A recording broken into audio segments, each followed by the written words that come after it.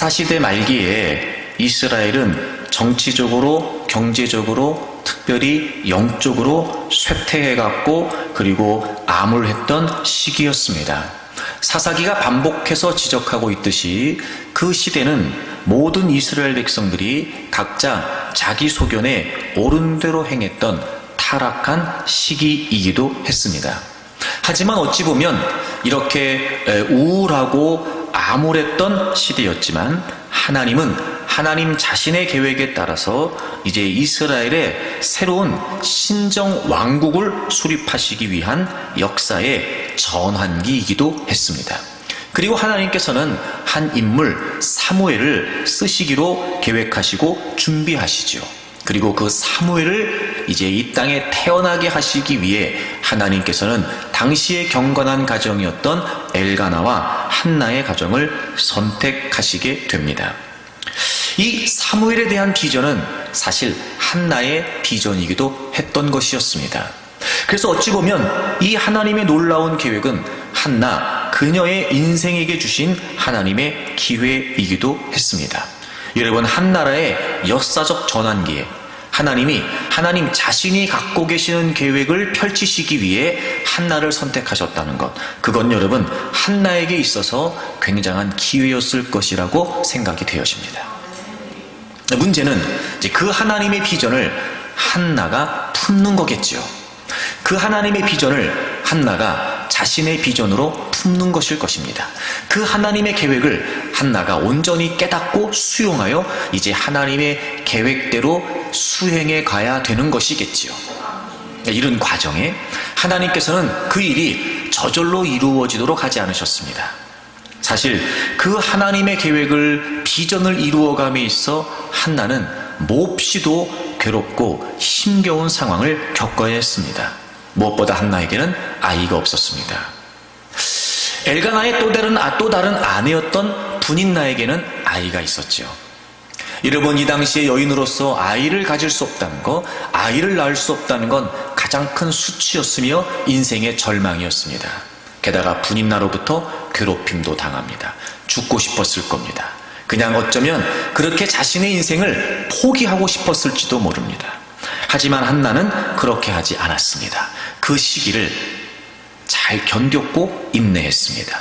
그리고 마침내 그는 하나님의 비전을, 하나님의 뜻을 이루게 되었습니다. 여러분, 그렇습니다. 저도 그렇고 여러분도 그럴 겁니다. 하나님이 우리를 이 땅에 존재케 하시는 건 분명한 하나님의 이유가 있습니다. 이럴 것 같아요. 여러분이 알던 모르던 말입니다. 여러분이 그렇게 살던 그렇게 살지 않던 그것과 상관없이 우리를 이 땅에 존재케 하시는, 우리의 생명의 주인 되신 하나님께서는 반드시 저와 여러분에게 하나님 자신이 이루시기를 원하시는 뜻을 분명히 갖고 계십니다. 근데 여러분, 그 일이 그냥 이루어지지 않는다는 겁니다. 때론 여러분 남다른 고난의 시기를 겪기도 해야 됩니다. 때론 여러분 남달리 가슴 아픈 일들을 경험해야 되기도 합니다. 우리가 소위 상처라고 말하는, 또는 아픔이라고 말하는 그런 상황을 겪어내야 되기도 합니다. 문제는 뭐냐면, 우리를 향하신 하나님의 뜻이 분명히 존재한다면 우리는 어떤 경우에라도 그 모든 상황들을 인내하고 견딤으로 하나님의 비전을 이루기 위해 힘써야 된다는 거죠. 그래서 여러분, 인생이 하나님의 비전을 이루어가는 일은 그냥 되지 않습니다. 그래서 그 시기를 어떻게 하면 잘 이겨낼 수 있을까? 우리가 이 땅에 하나님의 비전을 이루기 위해 존재하는 사람들로서 도대체 그 여정을, 그 비전을 향해 가는 삶의 여정을 우리가 어떻게 이루어 가야 될까? 사실 여러분, 이 부분이 굉장히 중요합니다. 그렇지 않으면 이루어지지 않기 때문에 그렇습니다. 그렇지 않으면 우리가 그걸 감당해내기가 어렵기 때문에 그렇습니다. 지난 주일에 무엇을 힘써야 될지에 관해 첫 번째 여러분과 말씀을 나눴습니다. 무엇보다 한나와 엘가나는요, 합당한 예배를 드리기 위해 힘썼습니다. 그러니까 그들이 그 시간을, 한나가 그 시간을 견디고 그 시간을 인내하고 무엇보다 그 시간을 잘 통과했던 비결은 뭐였냐면, 그는 하나님을 합당히 예배하기 위해 힘썼다는 겁니다. 여러분 사무엘상 1장 3절을 보시게 되면 그들이 예배하는 장면을 성경이 기록하고 있습니다. 이 사람은 엘가나를 말합니다. 매년 자기 성읍에서 나와서 실로에 올라가서 만군의 여호와께 예배하고 제사를 드렸습니다. 여러분 서두에서 말씀을 드렸던 것처럼 이 시대는 각자 자기 소견에 옳은 대로 행했던 시대였습니다. 이미 신앙이 무너져 있었습니다. 그리고 여러분 이미 예배도 허물어져 있었습니다. 그럴 때 유독 왜 이 가정이 예배하는 모습을 성경이 기록하고 있을까? 그것은 여러분 우리에게 중요한 의미를 갖기 때문에 그렇습니다. 그들이 예배했던 모습은 이랬습니다. 매년 자기 성읍에서 나와서 실로에 올라갔습니다. 여러분 이 매년이라고 하는 뜻은요, 매년 정해진 시기에 라고 하는 의미입니다. 여러분 이 당시는요 하나님이 예배에 관해 아주 자세하고 그리고 세밀하게 이렇게 너희들이 나에게 예배를 드려야 된다라고 하나님이 정해주신 규례가 있었습니다. 예배에 관한 율법이 있었다고요. 그러니까 이 당시에는 그렇게 예배를 해야만 했었습니다. 그 중에 하나가 뭐냐면 정해진 시기가 있었습니다. 이스라엘 백성들은 율법에 의하면 1년에 3번 무교절, 맥추절, 수장절에 반드시 성수에 올라가서 제사를 드려야 했습니다. 근데 이 시대 사람들은 그렇게 하지 않았습니다. 그럼에도 불구하고 이 엘가나와 한나는 매년 정해진 시기에 성수에 가서 예배를 드렸다는 겁니다. 게다가 자기들이 살고 있는 라마에서부터 실로까지 이동해서 예배를 드렸습니다. 여러분 하나님이 예배하라고 하실 때 특별히 하나님이 장소에 관해도 분명히 지정을 하셨습니다. 너희들은 내 이름을 두려고 구별한 곳에 가서 내 이름을 두려고 지정한 곳에 가서 그곳에 가서 예배해야 된다고 하나님이 말씀하셨습니다. 근데 이 시대는 그렇게 하지 않았습니다. 많은 사람들이 자기 편한 대로 그냥 예배를 드리면 된다고 생각했습니다.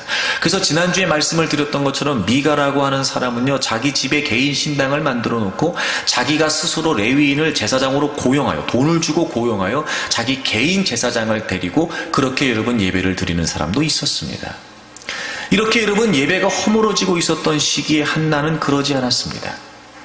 자기가 살고 있는 곳에서 성소가 있었던 실로까지 자그마치 24km에서 26km가 되는 거리였음에도 불구하고 그런 매년마다 정해진 시기에 그곳에 가서 예배했다는 겁니다. 그리고 만군의 여호와께 예배했다. 이 예배했다는 말은 엎드렸다는 말이라고 그랬죠. 제사했다는 말은 제물을 드렸다는 말이라고 설명드렸습니다. 여러분 여기서 우리가 볼 수 있는 게 무슨 의미일까요? 여러분 이 1장 3절에서 한나의 예배를 통해 우리가 알 수 있는 게 뭘까요? 한나는요 다른 사람이 어떻게 예배하든지 간에 그 시대의 예배가 어떻게 변질되었든지 간에 그것과 상관없이 하나님이 예배를 드리라고 하신 대로 예배를 드린 거예요. 즉 하나님을 하나님으로 인정했으며 그래서 하나님께 합당히 예배하기 위해 힘썼다는 겁니다. 여러분 저와 여러분을 통해 하나님은 하나님이 펼치시기를 원하시는 뜻을 분명히 갖고 계십니다. 그런데 하나님의 비전 이전에 하나님이 분명해야 됩니다. 그러려면 예배에 힘써야 됩니다. 그게 개인의 삶의 예배이든 우리가 모여서 드리는 공동체 예배이든 우리가 예배를 통해 하나님을 주목하고 예배를 통해 하나님을 집중하지 않으면 여러분 우리는 그 하나님의 비전을 이루어가는 일이 어려워지게 됩니다. 하나님의 비전이라고 말하면서 하나님을 잃어버리게 되면 어찌 하나님의 비전을 이룰 수 있겠습니까? 한 가지를 더 덧붙이자면 그냥 예배에 힘쓸 것이 아니라 하나님께 합당한 예배를 위해 힘써야 됩니다. 여러분 왜 예배를 강조하냐면 예배의 중심이 예배의 초점이 하나님이시기 때문에 그렇습니다. 그러니까 예배가 분명하지 않으면 여러분 우리는 하나님을 잃어버릴 수밖에 없습니다.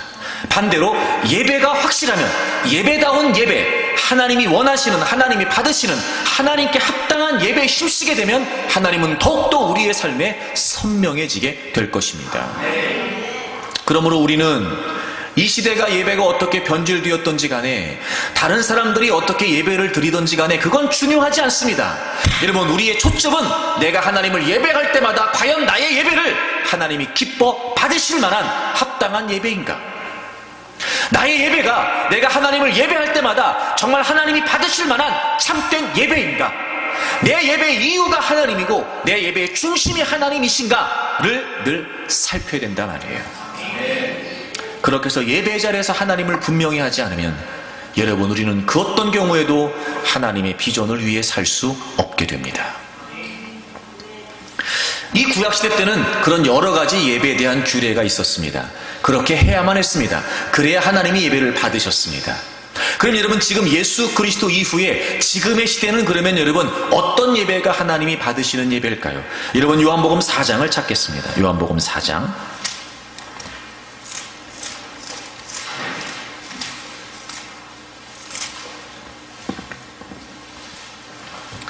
예수님께서 예배에 관해 언급하신 구절입니다.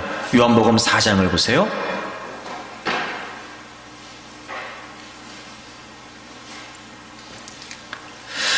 먼저 예수님께서 이런 말씀을 하십니다.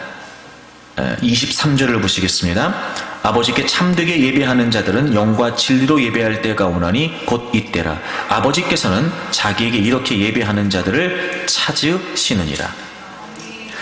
예수님이 그렇게 말씀하세요. 아버지께서는 자기에게 이렇게 예배하는 자들을 어떻게 하신다고요? 찾으신다고요.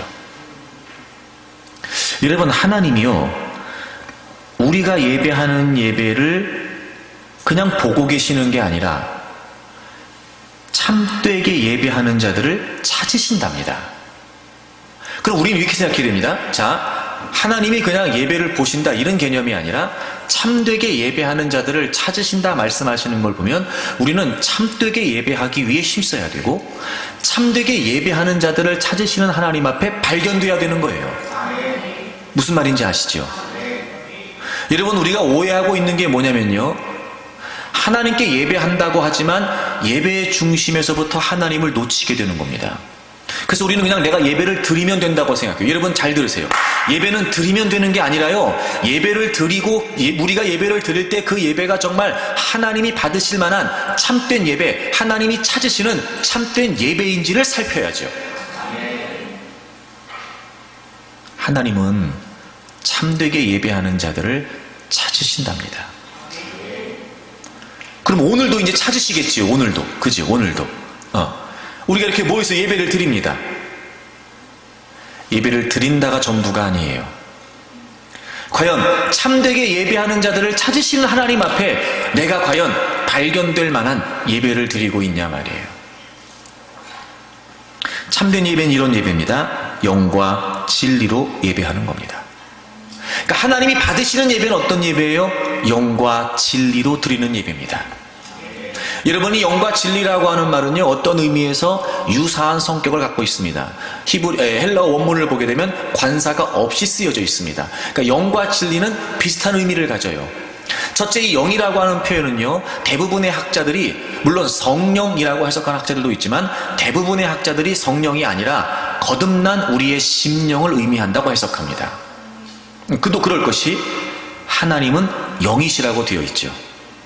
하나님은 영이세요. 그 표현은 무슨 표현이냐면 하나님은 영 그 자체이시라는 겁니다. 이런 표현이에요. 여러분, 하나님은 영이시기 때문에 우리가 육으로 만나는 게 아니에요. 만날 수가 없습니다. 우리가 육으로 만나는 게 아니에요. 하나님은 영이시라고요. 영이세요. 그러니까 영이신 하나님을 만나는 건 우리의 영으로 만나는 거예요. 영으로 만난다는 건 무슨 말이에요? 우리의 존재가, 우리의 온 존재가, 우리의 마음이, 우리의 중심이 하나님 앞에 나아가려면 예수 그리스도가 없이는 불가능합니다. 왜? 우리는 우리의 죄 때문에 하나님의 공의를 만족시켜 드릴 수가 없어요. 여러분, 우리는 우리의 죄를 우리의 어떤 노력과 수고와 대가를 지불한다고 해도 우리는 우리의 죄를 해결할 수 없습니다. 그렇기 때문에 예수 그리스도의 이름으로 구원받은 즉 거듭난 심령이 아니고서는 영이신 하나님을 만날 수 없단 말이에요. 그러므로 우리가 예배 자리에 있을 때마다 가장 중요하게 여겨야 될 것이 뭐냐면 참된 예배의 기초는 구속이에요. 구속. 여러분, 예수 그리스도가 없이는 하나님을 예배할 수 없습니다. 예수 그리스도가 분명하지 않으면 하나님께 나아갈 수 없습니다. 예수 그리스도가 나의 구주이시고 예수 그리스도가 내 죄를 대속하신 메시아라고 하는 진정한 존재적인 믿음의 고백이 없이는 하나님을 예배할 수 없습니다. 예배 자리에 있을 수 있습니다. 예배의 순서를 따라할 수도 있습니다. 하지만 그가 존재적으로 거듭난 예수 그리스도의 이름으로 거듭난 심령이 분명하지 않다면 그 어떤 경우에도 영이신 하나님을 만날 수 없습니다. 여러분, 우리가 이 시대가요, 지나치게 예배가 인본주의적으로 변질돼 버렸습니다. 아니요, 예배는 철저하게 하나님 중심이어야 됩니다. 내가 하나님을 예배한다고 말할 때 하나님이 어떤 예배를 좋아하시지? 하나님이 어떤 예배를 받으실까? 하나님이 어떤 예배를 기뻐하시지? 그럼 내가 어떻게 하나님께 나아가야 될까? 여러분, 이게 중요해야죠. 우리에게 이게 중요해야죠. 사람과 사람이 만나도요, 내가 만나는 사람의 상대에 따라, 여러분, 내가 만나는 사람의 상대에 의하여 내가 뭘 입고 나가지? 내가 어떻게 준비하고 나갈까? 이게 달라진다니까요, 여러분. 우리가 누구를 만날 때 말입니다, 제일 먼저 고려하는 게 뭡니까? 만남의 대상이란 말이에요. 만남의 대상. 누구를 만나지? 이게 그 만남을 위한 모든 것들을 다 결정짓습니다. 근데 우리는 왜 예배는, 하나님을 만나러 나오는 예배는 왜 하나님을 고려하지 않냐 말이에요. 왜 우리만 고려가 됩니까? 왜 내 생각만 합니까? 왜 자기중심적으로 예배를 드리려고 합니까? 그리고 나는 지금 예배의 형식에 의하여 내가 이 자리에 나와 있으니까, 내가 앉아 있으니까 무조건 내 예배를 하나님이 받아야 된다라고 하는 생각은 잘못된 생각입니다. 그렇게 예배하면 안 됩니다. 그래서 여러분, 영이신 하나님을 예배해야 된다는 게 분명해야 됩니다. 그래서 그런 맥락에서 예수님께서 21절에도 23절에도 계속해서 반복적으로 쓰시는 표현이 있어요. 21절 마지막 부분에 보시면 너희가 아버지께 예배할 때가 온다. 23절 아버지께 참되게 예배하는 자들은, 또 23절 뒷부분에 보시면 아버지께서는 자기에게 이렇게 예배하는 자들을 아버지께 예배한다, 아버지께 예배한다, 이런 표현을 자꾸 쓰십니다. 여러분, 제가 전에도 한번 설명을 드린 적이 있는데, 이렇게 예수님께서 하나님을 아버지라고 표현하실 때는 아주 중요한 의미를 담고 있습니다. 우리가 하나님을 아버지라고 표현하는 것과 예수님께서 하나님을 아버지라고 표현하는 것은요, 질적으로 의미가 다릅니다. 이런 의미를 갖습니다. 여러분, 5장을 좀 가보실까요? 5장.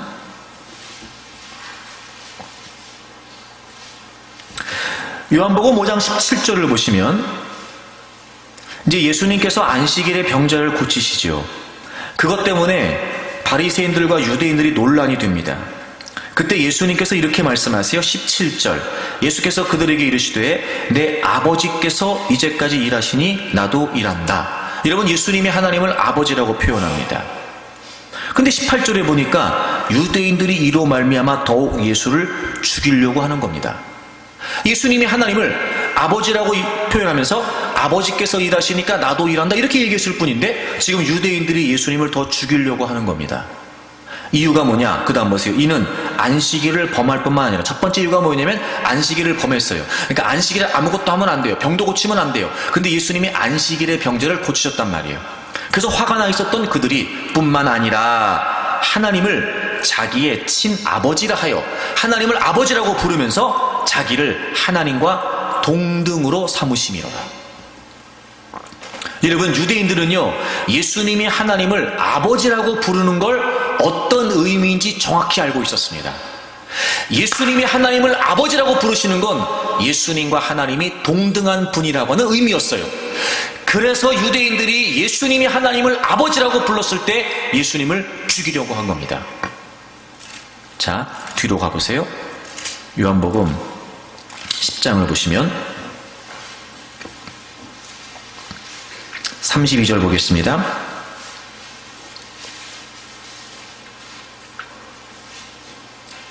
그 앞절 29절도 마찬가지고 그 다음에 30절도 마찬가지고, 그 다음에 32절을 보세요. 예수께서 대답하시되 내가 아버지로 말미암아 여러 가지 선한 일로 너희에게 보였거늘 그 중에 어떤 일로 나를 돌로 치려 하느냐. 지금 예수님이 계속해서 하나님을 아버지라고 표현하고 있어요. 아버지로 말미암아 아버지와 나는 하나다, 이렇게 자꾸 표현하고 있어요.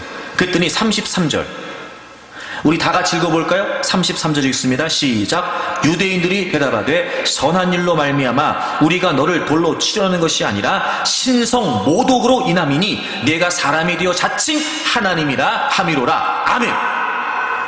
요한복음 5장에도 요한복음 10장에도 예수님이 하나님을 아버지라고 표현할 때마다 유대인들이 예수님을 죽이려고 달려들었던 한 가지 이유가 뭐냐? 예수님이 하나님과 동등하다고 여겼다는 거예요. 신성 모독이라고 여겼다는 거죠. 너가 사람인데 어찌 너가 자칭 너 스스로를 하나님이라고 할 수 있냐는 겁니다. 여러분, 그러므로 예수님께서 아버지 표현하신 것은 무엇이냐면 예수님 자신이 하나님과 동등한 신성과 하나님과 동등한 성품을 갖고 계시다는 것을 표현하는 거였어요. 요한복음 4장에 예수님께서 아버지께 예배할 때가 온다, 아버지께 예배할 때가 온다. 다시 말하면 예수 그리스도가 분명해야 하나님을 예배할 수 있단 말이에요. 즉 예수님을 하나님으로 인정하고 예수님을 구주로 인정하고 예수님을 메시아로 인정하지 않으면 하나님을 예배할 수 없단 말입니다. 얼마든지 입술로 우리가 하나님을 예배한다고 할 수 있습니다. 찬양도 할 수 있지요. 기도도 할 수 있습니다. 어떤 고백인들 못하겠습니까? 종교적인 의식으로 습관적인 활동으로 익숙하니까 얼마든지 우리가 화려한 외형을 가지고 갖추어진 조건을 가지고 얼마든지 우리가 하나님을 예배한다고 말할 수 있습니다. 하지만 우리의 전 존재가 예수 그리스도 안에서 거듭난 분명한 하나님의 백성이라고는 예수 그리스도 안에 있는 하나님의 자녀가 되지 않고는 하나님을 온전히 예배할 수 없습니다. 그러니까 여러분, 이 시대 원수마귀가요, 예수 그리스도를 자꾸 허물어뜨리는 거예요. 온전히 하나님께 나아가지 못하도록. 여러분, 예수 그리스도를 인정하지 않으면요 분명히 적 그리스도의 영이라고 요한일서에 기록되어 있습니다. 그러므로 참된 예배의 기초는 구속입니다. 날마다 우리는 그게 어떤 예배이든지 간에 내가 지금 예수 그리스도의 은혜로 구원받은 하나님의 백성 되어 거듭난 존재, 새로운 존재, 그 거듭난 영으로 살아계신 하나님을 만난다고 하는 사실을 잊지 않기를 바랍니다. 하나님이 받으시는 예배는 영과 그리고 두 번째 진리로 예배하라 그랬습니다. 진리는 바로 예수 그리스도를 통해 우리에게 주어진 하나님의 말씀입니다. 여러분, 예배는요 감정을 일으켜내고 예배는 감정을 움직이게 하는 차원의 어떤 행위가 아닙니다. 예배는요 우리의 전 존재가, 구원받은 우리의 심령이, 거듭난 우리의 심령이, 우리의 전 존재가 하나님 앞에 나와 우리에게 주어진 분명한 하나님의 임재, 그 거룩하신 하나님의 진리의 말씀 앞에 우리의 전 존재가 드려지는 거예요. 그게 예배입니다. 그래서 여러분, 감정으로 예배하면 안 되고 의지로 예배해야 됩니다. 하나님의 말씀 앞에 보다 더 진지하고 보다 더 의식하고 보다 더 의지를 가지고 하나님의 말씀 앞에 내 존재가 부딪혀야 됩니다. 하나님의 말씀 앞에 있는 그대로 내 전 존재가 증명할 수 있어야 됩니다.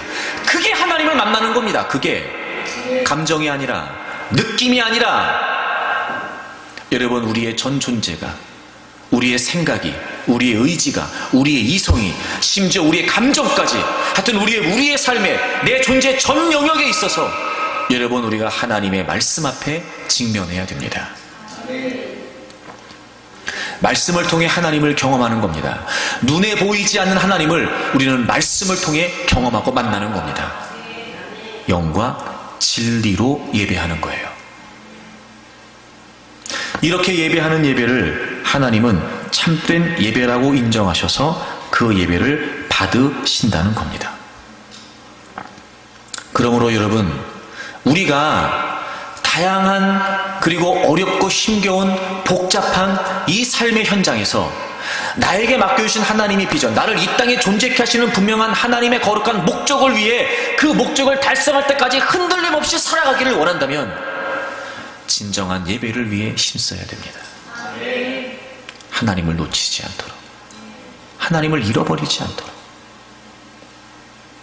한나가 그랬던 것처럼 예배가 허물어지고 예배가 변질되었던 그 시대에도 불구하고 하나님이 예배하라고 명령하신 대로 하나님을 인정하고 하나님께 합당한 예배를 드리기 위해 힘썼던 것처럼 저는 여러분들이 진정한 예배를 드리기 위해 힘쓰기를 바랍니다.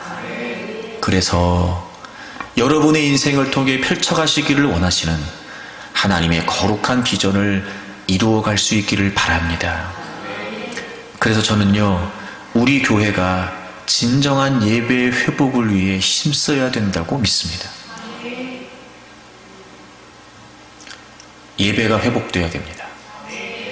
예배다운 예배. 그러려면 여러분이 먼저 나라도 내가 바르게 하나님을 예배해야 되겠다 마음을 먹고 예배다운 예배를 드리기 위해 힘쓰십시오. 여러분에게 그런 예배에 대한 회복의 열망이 있다면 여러분, 우리 교회 모든 교우들이 진정한 예배자로 회복되도록 여러분 예배를 위해 더 힘써 기도하십시오. 교회가요, 예배가 예배다워져야 교회를 향하신 하나님의 비전을 품고 하나가 되어서 달려갈 수 있습니다. 저는 우리 교회가 정말 예배다운 예배, 하나님이 기뻐 받으시는 예배를 드리는 진정한 예배 공동체가 되기를 소망합니다. 두 번째, 한나가 그 하나님의 비전을 이루어가기 위해 그 시기를 어떻게 견뎠냐면 그는 하나님께 합당히 예배하기 위해 힘썼고 그리고 한나는 하나님께 바르게 기도하기 위해 힘썼습니다. 두 번째, 한나가 그 힘겨운 시기를 이겨냈던 비결이 뭐였냐면 하나님께 기도하는 거였습니다. 분명히 한나에게는 하나님의 비전이 있었습니다. 역사의 전환기에 지도자로 쓰시기를 원하셨던 그를 하나님은 한나를 통해 보내기를 원하셨습니다. 그런데 놀라운 건 그에게 아이가 없었습니다. 수치였습니다. 절망이었습니다. 스스로 자포자기할 수밖에 없었던 인생이었습니다. 그때 한나는 하나님께 기도합니다. 자, 오늘 본문 사무엘상 1장 10절을 보겠습니다.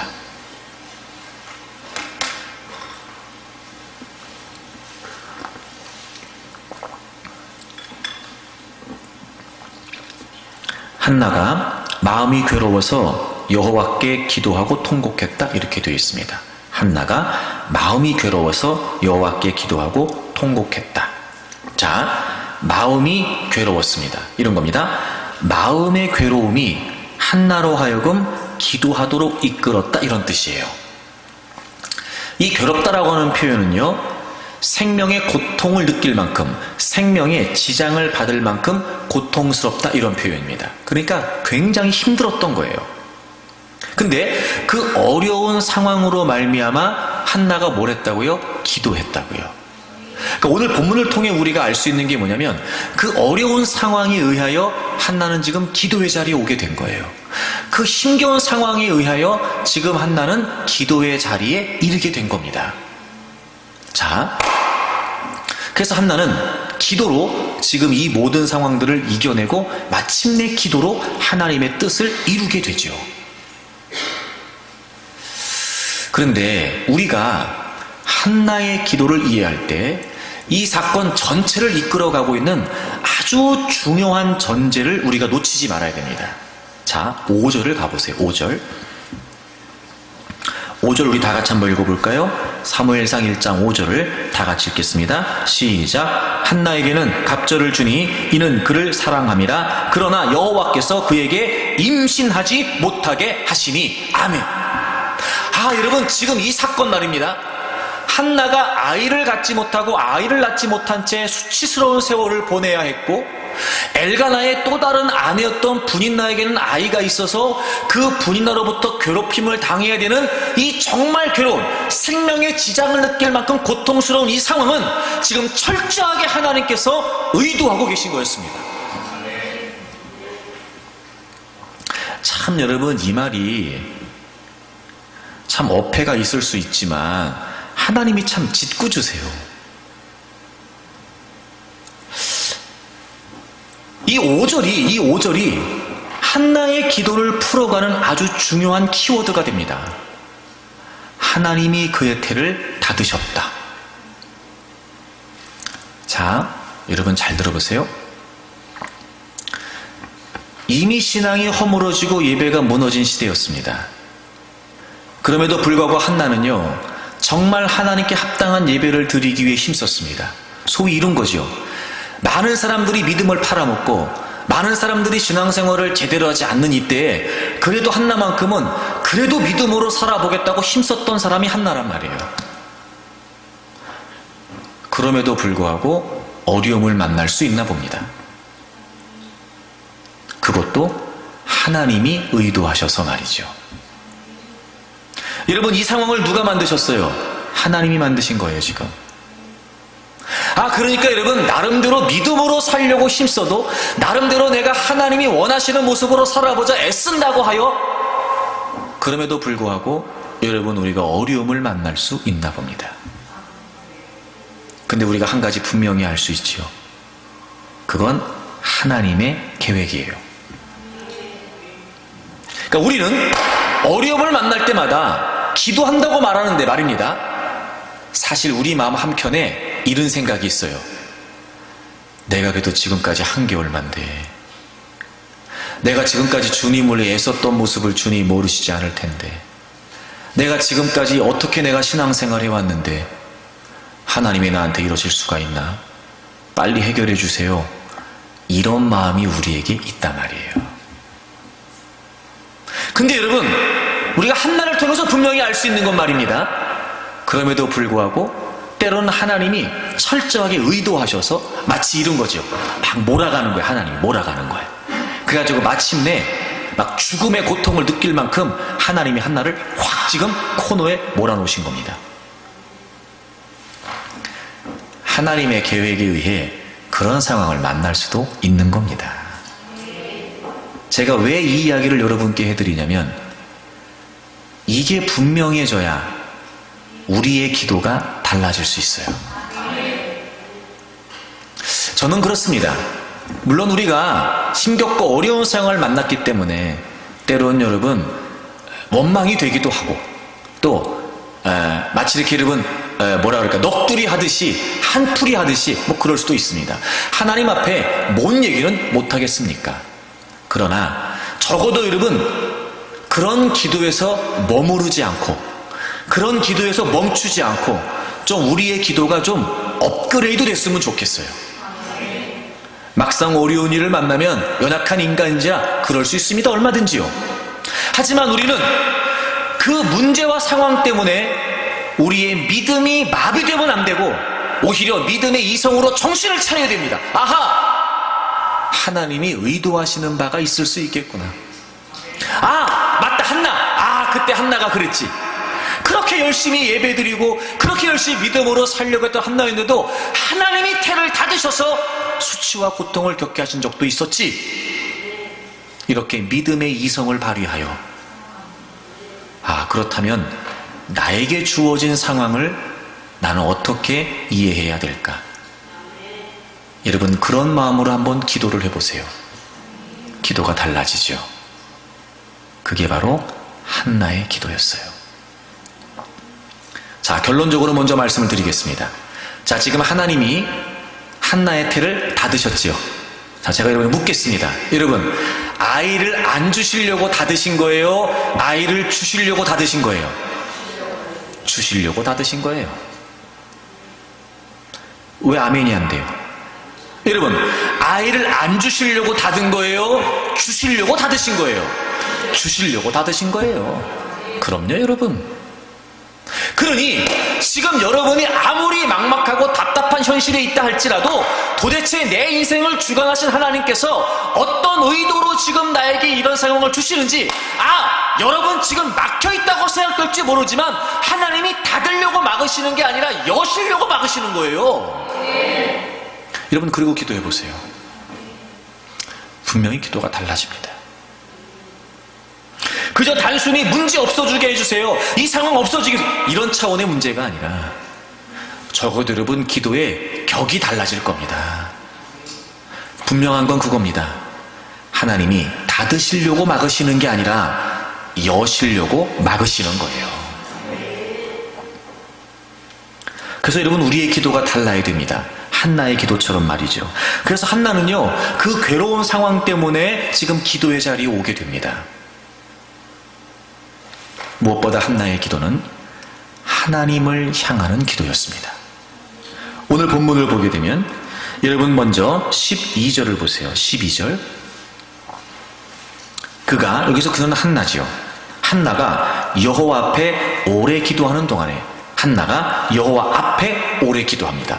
여러분, 이 12절은 사무엘상의 저자가 한나의 기도를 객관적으로 서술한 내용입니다. 그렇죠? 그가 기도하는 모습을 객관적으로 서술합니다. 여호와 앞에, 여호와 앞에.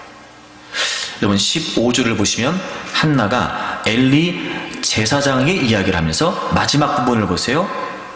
포도주나 독주를 마신 것이 아니요 여호와 앞에 내 심정을 통한 것입니다. 한나 스스로도 이렇게 고백합니다. 내가 여호와 앞에서 기도했습니다. 여호와 앞에서. 여러분이 여호와 앞에서라고 하는 표현은 이런 의미를 담습니다. 하나님의 실제 앞에서, 이런 뜻이, 하나님의 실제 앞에서. 여러분, 한나가 하나님께 기도할 때 한나는 무엇보다 하나님이 자신의 기도의 자리에 실제하신다는 사실을 확인했습니다. 확신했습니다. 한나의 기도는 하나님 앞에서 하나님 그분을 향하여 드리는 기도였습니다. 하나님의 임재 앞에서. 그는 기도의 대상이 하나님이시라는 사실이 분명했습니다. 하나님을 향했기 때문이었습니다. 여러분, 우리가 문제 때문에 기도한다고 말할 때, 잘 들으세요. 문제 때문에 기도한다고 말할 때, 그렇기 때문에 기도의 대상과 목적이 문제는 아니에요. 우리가 문제 때문에 기도합니다. 맞아요. 문제가 있으면 기도합니다. 맞습니다. 문제에 의해서 기도합니다. 맞아요. 그 말은 무슨 말이냐? 이 문제가 기도의 동기가 된다는 거지. 우리가 문제 때문에 기도한다고 말할 때 기도의 목적이 문제라고 하는 건 아닙니다. 이런 겁니다. 문제를 만나서 자신의 한계를 인식하는 겁니다. 자, 이런 문제가 왜 문제예요? 내가 감당이 안 되니까 문제인 겁니다. 내가 해결할 수 있으면 문제가 아닙니다. 자, 여러분, 힘든 게 왜 힘든 거예요? 내가 어떻게 할 수 없으니까 힘들고 괴로운 겁니다. 내가 어떻게 할 수 있다면 절대로 힘들고 괴롭지 않습니다. 즉, 내가 해결할 수 있고 내가 풀어갈 수 있다면 우린 절대 그것 때문에 고민하지 않고 힘들어하지 않고 괴로워하지 않습니다. 문제라고 여겨지고 그 문제 때문에 힘들고 괴롭다는 건 무슨 말입니까? 내가 할 수 없다는 거죠. 잘 들으세요. 하나님이 우리에게 문제를 던지시는 이유는 뭐냐? 우리의 한계를 스스로 인정하라는 겁니다. 인식하라는 거예요. 야, 너가 그렇게 다 할 수 있을 것 같으냐? 어디 한번 해봐. 그리고 하나님이 문제를 툭 던지십니다. 문제를 딱 만나고 보니까 아하, 이건 내가 못하는 거예요. 나 스스로의 한계를 깨닫게 됩니다. 우리가 좀 전에 1장 5절을 살펴봤습니다. 하나님이 그의 태를 닫으셨습니다. 자, 그럼 방법이 있어요, 없어요? 없어요. 하나님의 태를 닫으셨으니까 하나님의 태를 여시기까지 방법이 있어요, 없어요? 없어요. 그럼 하나님의 태를 닫으셨다라고 하는 이 상황은 어떤 상황이에요? 한나 스스로 자신의 한계를 인정하라는 거예요. 문제는 그런 겁니다, 여러분.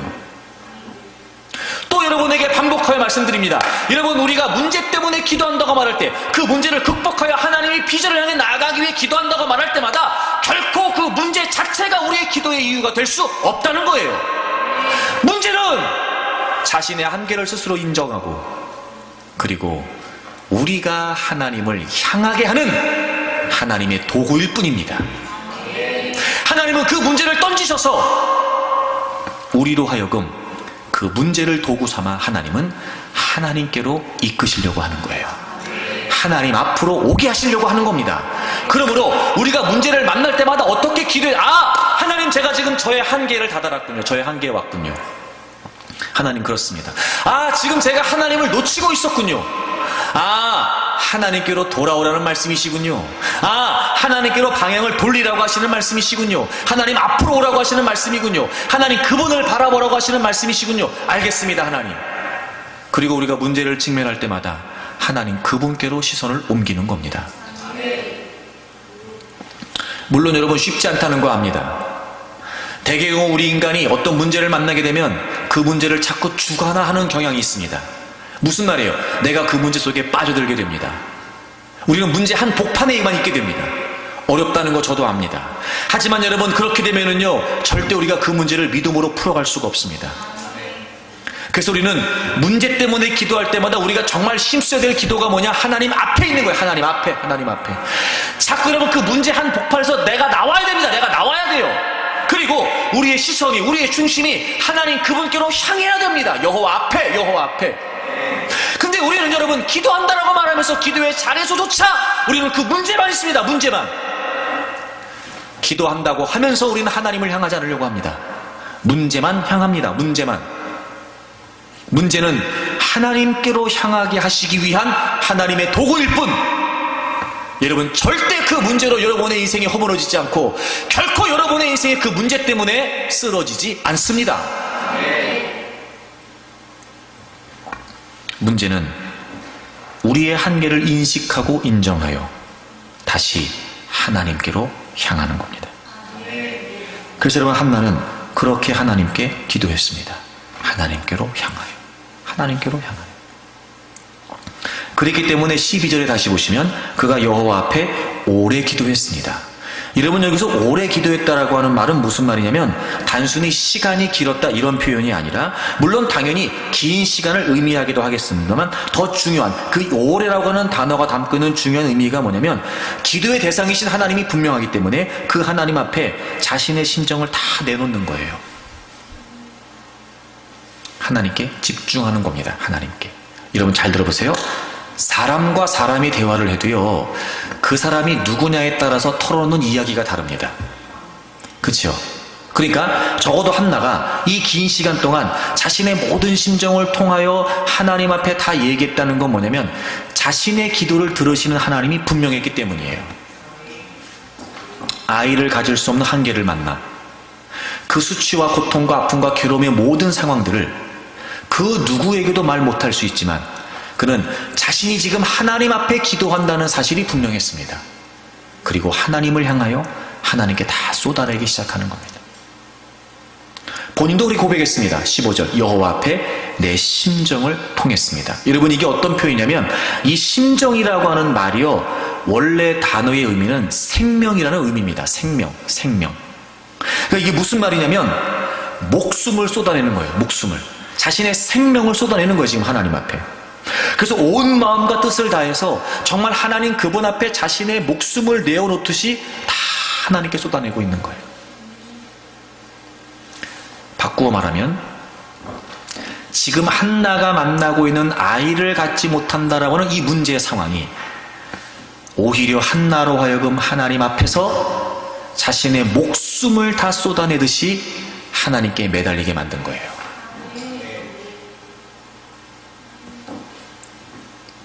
그런데 한나는 하나님을 찾은 거지, 한나는 하나님께 간절했던 거지, 그 문제 때문에 간절했던 게 아니었습니다. 잘 들어보세요. 우리가 간절히 기도한다고 말합니다. 뭐 때문에 간절한 겁니까? 우리가 애절하게 기도한다고 말합니다. 뭐 때문에 애절한 거죠? 하나님을 향한 간절함입니까? 하나님을 향한 애절함입니까? 아니라고요. 이것 빨리 해결돼야 되니까 악 쓰는 겁니다. 내가 이것 빨리 가져야 되니까 악 쓰는 거라니까 여러분. 우리의 간절함은 하나님을 향한 간절함, 하나님을 향한 애절함이 아니라고요. 우리의 간절함은 내가 원하는 대로 해결되고 내가 원하는 걸 주기 위한 간절함이라고요. 다르죠 여러분. 그래서 기도할 때 하나님을 향하는 기도가 중요하단 말이에요. 하나님을 향하는 기도는 주술이 아니라 관계입니다. 여러분 요한복음 15장을 찾아보세요.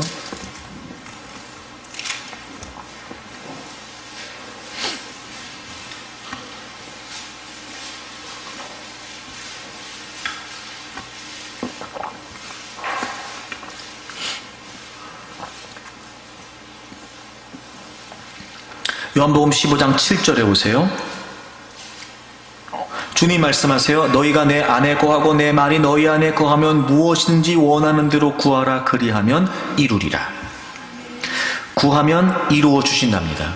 여러분 하나님은요 우리가 기도할 때마다 이루어 주실 것에 관해 약속해 주셨습니다. 그런데 기도의 약속과 더불어 예수님은 기도의 가장 중요한 전제가 되는 말씀을 하고 계세요. 너희가 내 안에 거하고 내 말이 너희 안에 거하고. 이게 뭐예요? 관계. 이 관계가 분명하면 그 관계 속에서 하나님이 기도를 이루어 주시겠다는 거잖아요. 그런데 우리는 기도할 때 관계가 없어요. 주님이 안 계시다니까. 우리의 기도는 하나님을 향하는 기도가 아니라 그 무엇만을 향하는 기도입니다. 관계가 없다고요. 우리의 기도는요. 안 이루어지죠. 안 이루어진다니까요 여러분. 기도는 주문이 아니에요. 기도는 주술이 아니라고요. 기도는 관계입니다. 관계. 그래서 이 관계를 주님이 뭐라고 표현하신 거예요? 포도나무와 가지로 비유하신 거예요. 여러분 포도나무와 가지가 나무에 붙어있는 것처럼 여러분 이 비유가 의미하는 관계가 무슨 말이에요? 첫째 유기적이에요. 유기적. 무슨 말인지 아시죠? 나무는요 뿌리부터 시작해가지고 저 꼭대기까지요 완벽하게 네트워크 되어 있습니다. 완벽하게. 그렇지 않으면 죽어요. 열매를 못 맺습니다. 맞죠? 유기적. 그 다음에 생명적입니다. 막히면 죽습니다. 연결되어 있어서 그것이 곧 뭐로 연결이 돼요? 뿌리로부터 해가지고 그 줄기 끝까지 다 연결되어 있어요. 그 연결이 생명이라고요. 생명. 그리고 영속적입니다. 영원하다고요. 유기적, 생명적, 영속적. 이게 주님과 우리 사이의 관계를 의미하는 포도나무와 가지의 비유예요. 주님과 우리 사이에 이 분명한 관계가 없이는요 기도가 될 수 없습니다. 하나님과 우리 사이에 분명한 관계가 없이는요 기도가 기도일 수 없어요. 그러니까 여러분 잊지 마십시오. 문제 때문에 기도하고 문제 때문에 기도의 자리에 있는 거 맞습니다. 그러나 그 문제는 우리가 하나님 앞에 있게 하기 위한 도구일 뿐이지 문제보다 더 우선해서 우리는 기도의 자리에서 하나님 그분을 찾아야 됩니다. 기도의 최우선은 문제가 아니라고요. 기도의 최우선은 하나님이십니다. 한나가 그랬던 것처럼 그도 그럴 것이 자신의 한계를 절감한다면 자신의 한계를 인식한다면 그렇기 때문에라도 하나님을 찾지 않을 수 없단 말입니다. 근데 우리는 그 문제 때문에 하나님을 찾는다고 말하지만 그 문제 해결만을 간절하게 원할 뿐이지 하나님 그분을 원하지 않습니다. 여러분 이 신앙의 모순을 우리가 깨야 됩니다. 그래서 주님께서 이 관계가 중요하기 때문에 기도에 관해 말씀하실 때 예수님의 이름, 내 이름으로 기도하라고 하신 거예요. 요한복음 14장을 가보세요. 주님이 기도에 관해 말씀하시면서 요한복음 14장 13절 14절에 연거푸 반복해서 말씀하십니다. 연거푸 반복해서 13절 보세요. 너희가 내 이름으로 무엇을 구하든지 내가 행할 것이다. 내 이름으로 14절 내 이름으로 무엇이든지 내게 구하면 내가 행하리라. 여러분 13절 14절 연거푸 주님이 반복하세요. 내 이름으로 구해라. 내 이름으로 구해라. 내 이름으로. 여러분 우리가 그래서 기도할 때마다 누구의 이름으로 기도합니까? 예수님의 이름으로 기도합니다. 우리가 왜 예수님의 이름으로 기도합니까? 기도는 주문이 아니라니까요. 여러분, 그건 주문이 아닙니다. 6절 다 같이 읽겠습니다. 시작. 예수께서 이르시되 내가 곧 길이요 진리요 생명이니 나로 말미암지 않고는 아버지께로 올 자가 없느니라. 아멘. 6절 때문에 그래요. 기도는 관계입니다. 관계. 예수 그리스도가 아니고서는 우리가 하나님 안에, 하나님이 우리 안에 이 분명한 회복의 관계가 이루어질 수 없습니다. 예수 그리스도가 아니고서는 하나님께 나올 수가 없어요. 하나님을 향할 수가 없습니다. 그러니 우리는 우리의 공로로, 우리의 수고로, 우리 어떤 업적으로 하나님께 나아갈 수 없어요. 그러므로 예수님의 이름이 아니면 기도가 할 수 없단 말이에요. 그러니까 예수님의 이름이 아니면 우리는 하나님을 향할 수 없다고요. 예수님의 이름이 아니면 우리 하나님을 구할 수 없단 말이에요. 그래서 주님이 기도가 관계라고 하는 사실을 알려주시기 위해서 내 이름으로 구하라고 알려주신 거예요. 여러분, 기도의 자리에 하나님이 분명하십니까? 여러분, 기도의 최우선이 하나님 맞습니까? 그래서 여러분, 기도는요, 하나님을 대하는 태도입니다. 기도는 이런 겁니다. 잘 들어보세요. 기도가 뭐냐면 하나님에 대해서 알고 있었던 사람들이 하나님을 알게 되는 거예요. 네? 뭔 말인지 모르겠어요? 그 말이 그 말 같아? 하나님에 관해서 알고 있던 사람이 하나님을 알게 되는 거예요. 기도의 진정한 의미는 기도의 응답이 아니라 하나님 그분을 만나는 거예요. 근데 우리는 하나님에 관심이 없어요. 하나님을 향하려고 하지 않아요. 그냥 우리는 이것만 해결되면 돼요. 그래서 여러분, 교회를 다닌다고 하는 사람들이 뭔 일 생기면 전보로 다니는 거예요. 해결만 되면 어디 가서 머리를 좋아져도 상관없어. 해결만 되면 어디다가 봉투를 갖다 바쳐도 상관이 없어요. 그러니 신앙생활을 그렇게 했다는 사람들도 답답하고 복잡한 문제를 만나면 점집 찾아가는 겁니다. 왜 그러겠어요? 하나님이 분명하지 않으니까. 정말 기도의 자리에서 하나님을 향하여 하나님을 만났다면 그렇게 못하죠. 보세요. 그래서 우리의 기도의 맹점이 뭐냐면요, 막 기도해요. 막 어떨 때는 막 울기도 하고 막 악도 쓰고 막 해요. 그리고 기도를 끝나면 자기도 그렇게 기도한 대로 안 될 거라는 걸 본인도 알아.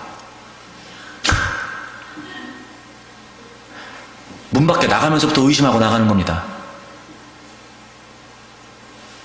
하나를 못 만난 거지. 그쵸?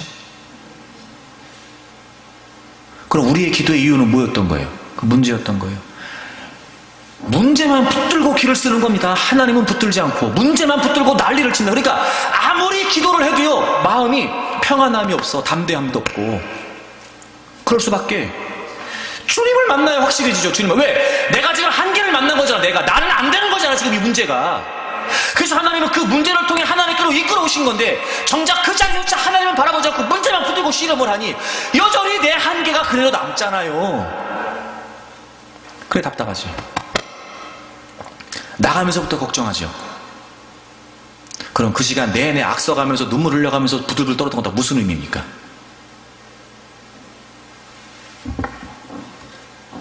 기도는 정성을 들이는 게 아니에요. 기도는 하나님 그분을 향하여 하나님을 만나는 거예요. 열왕기하 20장에 보면 여러분이 잘 아는 히스기야의 이야기가 등장합니다. 히스기야가 병에 걸려요. 죽게 됩니다. 그래서 그 하나님께 기도하죠. 그래서 그가 병을 고침받고 우리가 잘 아는 것처럼 15년 생명이 연장됩니다. 그렇죠? 그때 히스기야의 기도의 모습을 이렇게 기록합니다. 여러분, 열왕기하 20장을 찾아보세요.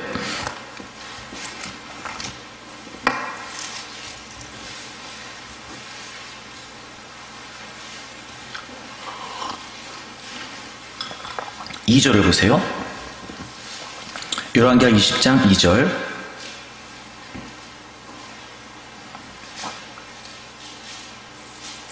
히스기야가 낯을 벽으로 향하고 여호와께 기도합니다.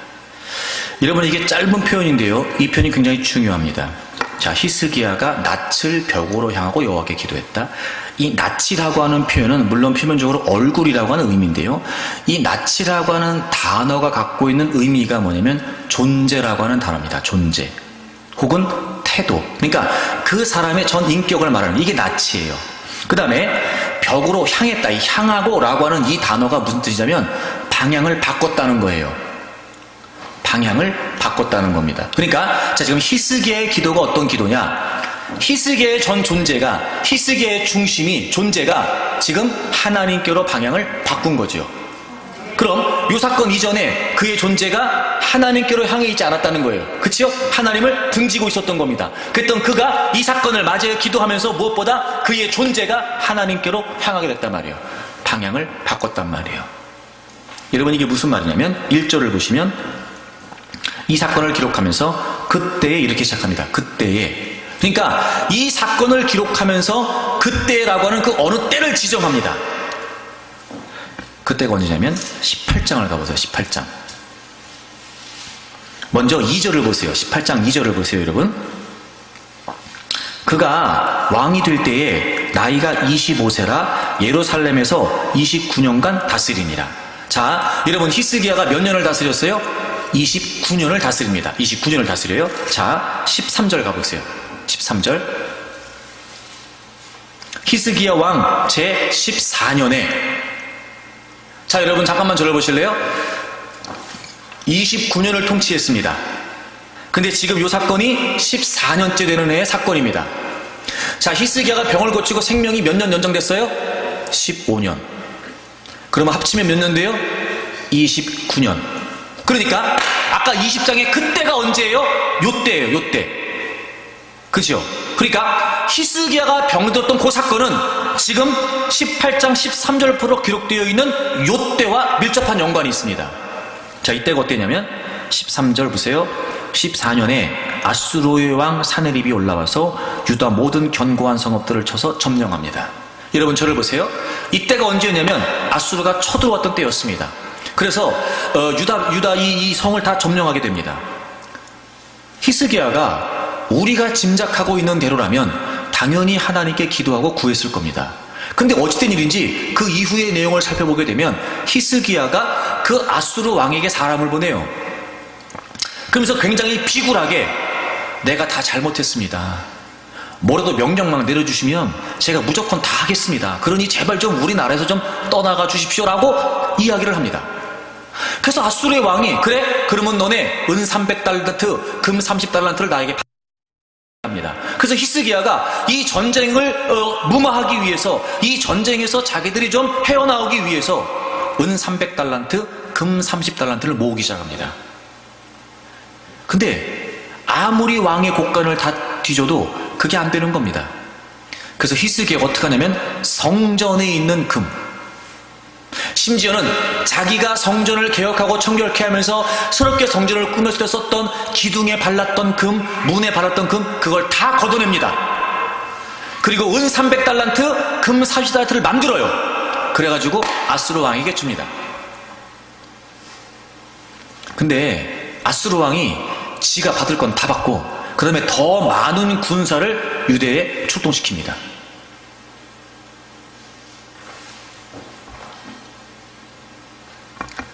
아수르가 쳐들어왔던 이 상황에 히스기야가 하나님께 도움을 요청하지 않습니다. 히스기야가 발병하게 된 이 사건은 아수르의 전쟁과 밀접한 연관이 있습니다. 그때 발병합니다. 그리고 그가 낯을 하나님께로 향하는 거예요. 그의 방향을 하나님께로 향했다고요. 그리고 기도했습니다. 그래서 하나님이 응답하세요. 여러분 20장 다시 돌아와 보세요. 하나님이 이렇게 응답하세요. 6절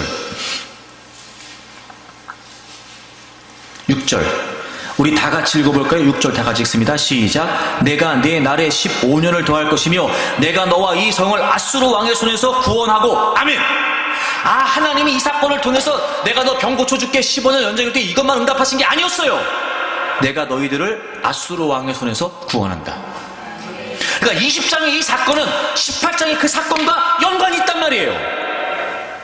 그래서 20장에서 히스기야의 기도를, 그의 존재를 하나님께로 방향을 바꿨다 이렇게 얘기한 겁니다.